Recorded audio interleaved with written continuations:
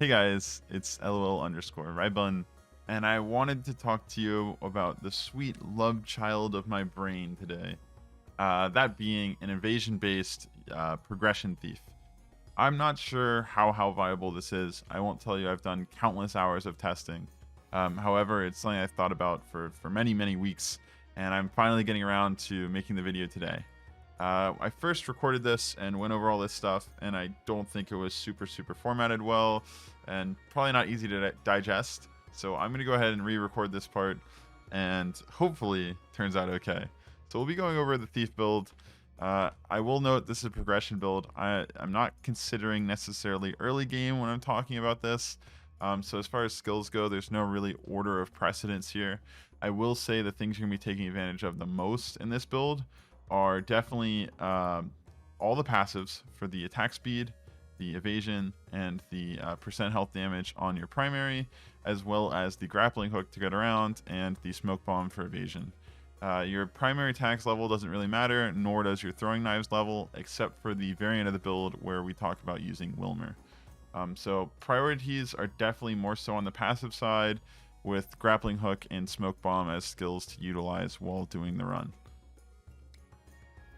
I haven't thought of anything in particular for the chapel here. However, what I've taken is essentially the build to give you survivability while also caring about, damage to some degree. We've got magical damage, ignoring some of the resistance, decreasing damage taken from the path of defender. You can take Blessing of Mind here if you need the mana regen. I think these two are kind of interchangeable based on what you need. Symbol of Essence for lifesteal on your primary attack. This isn't going to do too much for you. However, it does provide some amount of sustain, which is really nice for keeping you alive.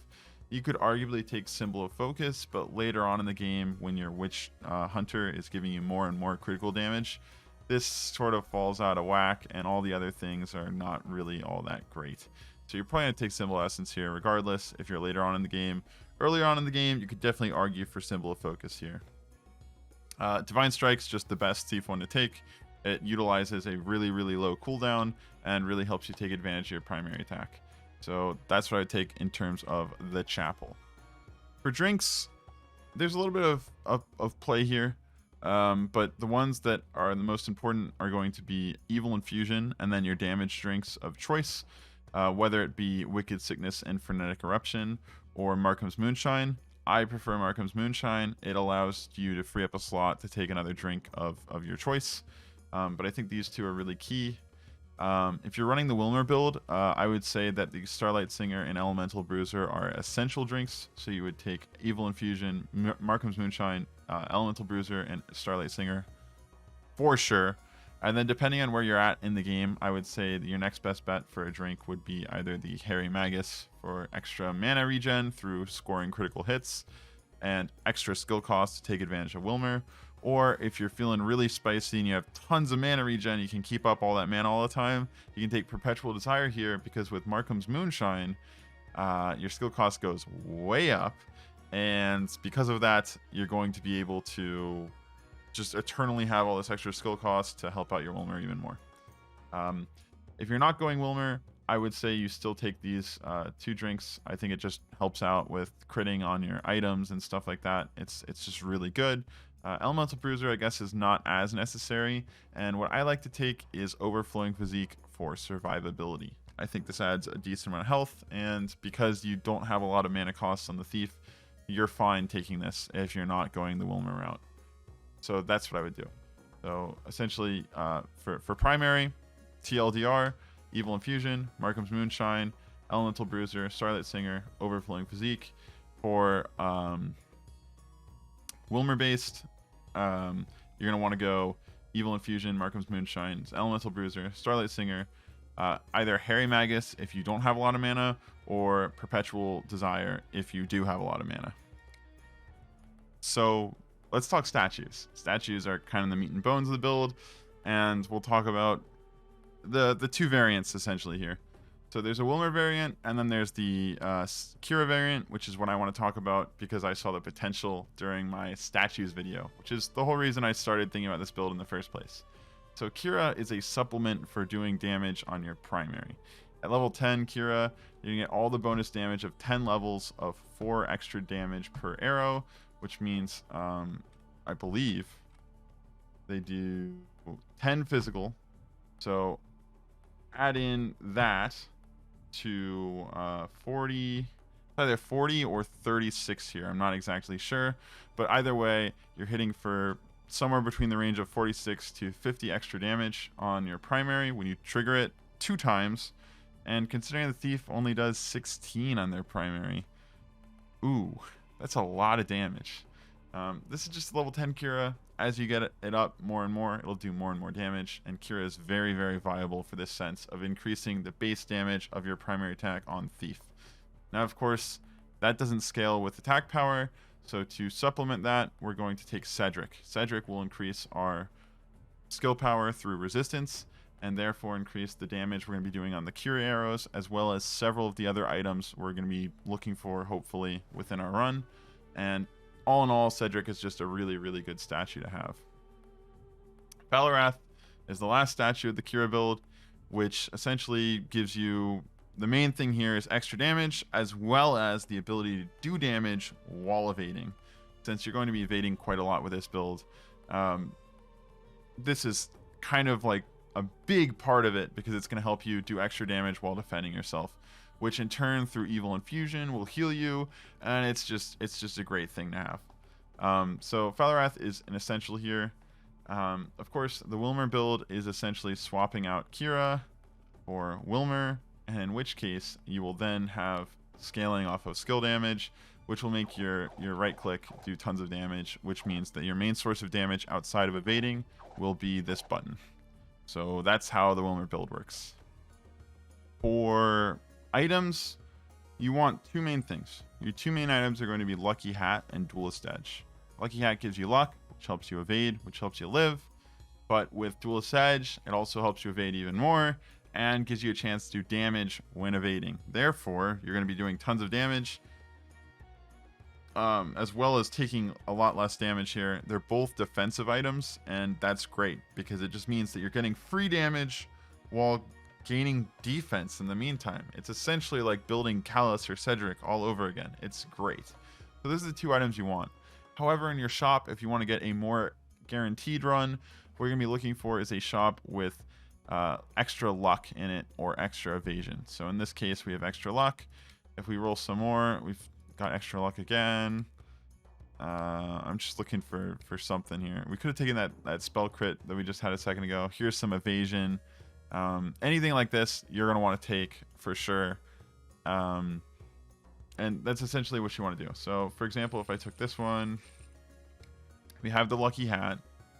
And the last thing to do, if I could hit this anvil, is craft the Duelist Edge. With Duelist Edge and Lucky Hat and Sandals of Swiftness, which are the worst evasion item in terms of just percent evasion, we are sitting at 40.3 natural evasion, which gets bumped up through luck to 59.2. If we grab our preset in the fountain, it'll get bumped up even more to 64.3%. And if we're on our smoke screen, we're already sitting at 82.5% evasion. What's great about that is then the Duelist Edge does 50 physical damage to the attacker when you evade, and causes bleeding, which is going to proc your evil infusion and heal you. And through doing damage like this through your evasion, as well as your Kyra and all these other things, you're going to be healing a whole boatload and evading tons and tons of attacks. Has tons of survivability built in. The one downside is your damage is a lot of percentages and base damages that are going to be a little bit wonky towards the start of the run, especially if you're running Markhams. But towards the end of the run, you're going to be really, really powerful with all the extra item effects you get, because you're going a skill power based build that utilizes a really fast primary to hit really hard.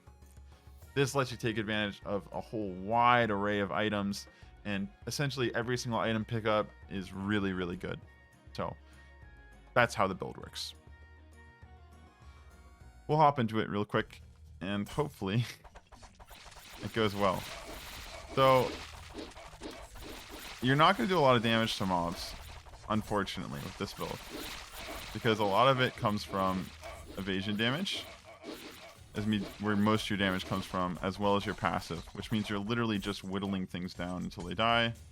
So what you're going to want to do for floors, for the most part, is kind of skip through them, get the items, and get out. You can kill mini bosses as long as you're focusing on them. You know, you'll do a fair amount of damage to them, and then you can, you know, see if you get any items from them. Like I just got an item. I think it's I don't remember the name for that. I want to say Greaves the Barbarian, but I know it's not that. Steady Greaves, yeah. So ultimately, we're not doing a lot of damage here. I know it's not very satisfying, but you'll have to wait for me to get to a boss or something like that.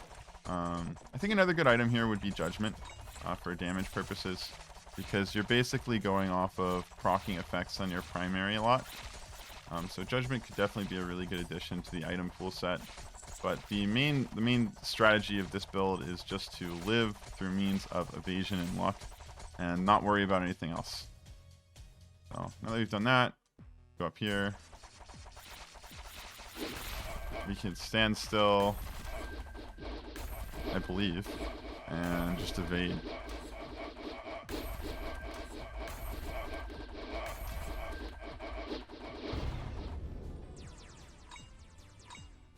And this is essentially how this build works. So when I get to an actual boss, like the Act 5 boss or something, I'll show you guys how that goes. It's interesting. I said we wanted Judgment, and I just got Judgment. So this should be, I mean, proof of concept I think is going really, really well. I guess we have picked up Rapier Retaliation. I didn't notice it at all. But we were sitting at 67.2% and 83.9% in the smoke screen. So we've got a really, really healthy build going on. And since we've picked up more items now with our Markham's Moonshine, we're doing enough damage that we can easily clear floors. It's still not as good as, you know, one-shotting monsters or anything like that, but functionality is definitely there, and survivability is most certainly there. So I don't really care for getting all the items out of this floor. I'm just gonna keep going through, and then we'll get to Act 5. You can also see how fast cubes go now.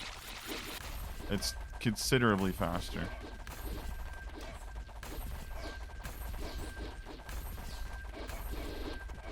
Realistically, I should hit the enemies just so they can't murder me, but I haven't found myself having too much of an issue with them. Now, I'm sure you're curious as far as what my Kyra damage is. I'm not too sure. Let's see if we can get some numbers here that aren't biased, but I don't think it's totally possible. The main function of Kyra is to add base damage to a build that doesn't have any. Oh man, I would love to get another evasion item. It'd be phenomenal. In fact, I should be able to. They're all cheap. We'll grab Slippery Cloak. Now we're sitting at 51% evade and 88.7 within the smoke screen, which is a really high percent chance. Not only considering that we're going to be taking damage a lot less, we also will be healing off of that damage because of Evil Infusion. So we've got a whole lot of survivability here. I'd be willing to bet that with a fair amount of certainty, we could take some damage. Not that much damage, though, I guess. Okay, well, this time I didn't get as lucky with items. However, I'm not going to do something stupid like sit still without my smoke screen out again. We'll just rush through this, get to the boss, and then showcase, you know, the damages. I will say, while I didn't get as lucky with like stuff like Judgment necessarily, I did get the full evasion set, so we are sitting pretty at 90% evade with the full evasion set. If we had a little bit more luck, we could definitely get some more out of it. However, I still don't think it's too much of an issue as long as I'm not playing the game thinking, oh man, I'm unkillable. I am pretty unlikely to die. You know, it's not very likely that I'm going to die. However, it is still entirely possible, and I should play as if it is. Earth Splitter is a really good item for us. Anything that's on primary, like on hit type stuff, is really good for us. As you can see though, we really don't have any issues killing any particular mob we want to kill. Clearing rooms takes a little bit longer than usual, but it is still really good, especially with Cedric helping us out, powering up the items we've got, like Earth Splitter, which makes them do considerably more work. I should just pick that up. I wanted my beetle to pick it up though.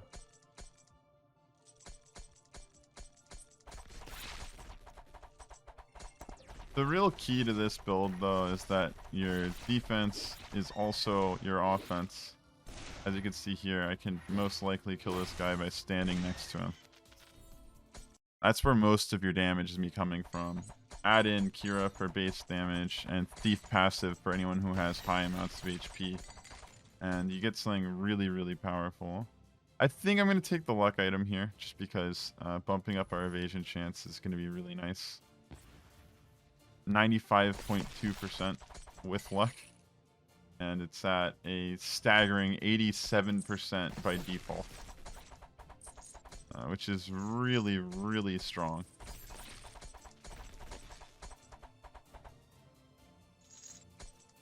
Now, of course, we're missing Lucky Charm. We could get Fortuitous Events, technically, too.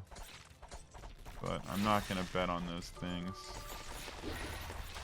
Incredible Strength is really nice.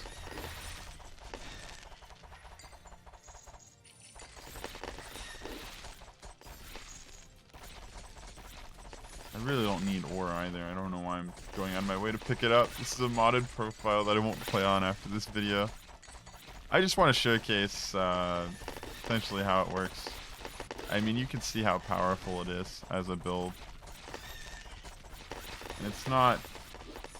I don't think it's groundbreaking. I most certainly don't think it's definitely setting a new meta or anything like that. But I think it's a really fun build with lots of potential, and that's why I wanted to show it off. I kind of want to go this here, but we're not going to see a lot of aberrations that we want to kill anymore, so I think we go Amulet of Kings for the resistance, because it's ultimately going to give us more... it's going to give us more skill power through Cedric.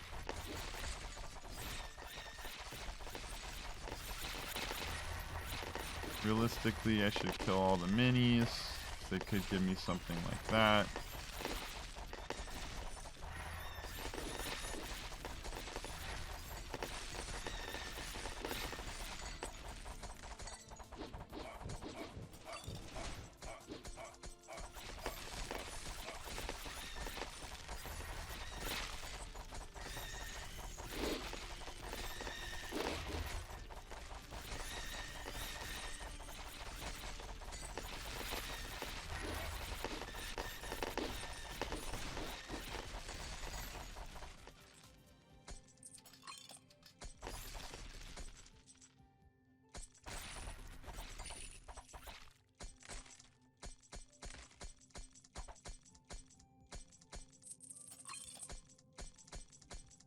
Oh, there's a blood right down there.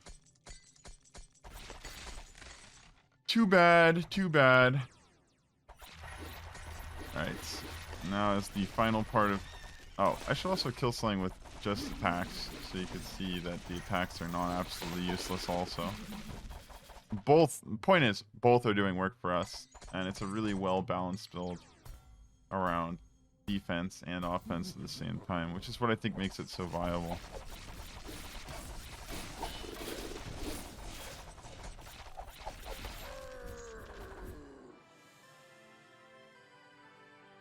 Yep, there we go. Alright, I'll see you guys at Thunder Snow. We'll see how fast we can get that done. Yeah, see the cure damage?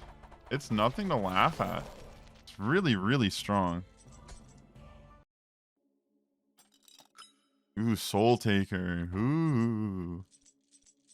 Yeah, so here we go. The finale of the test run.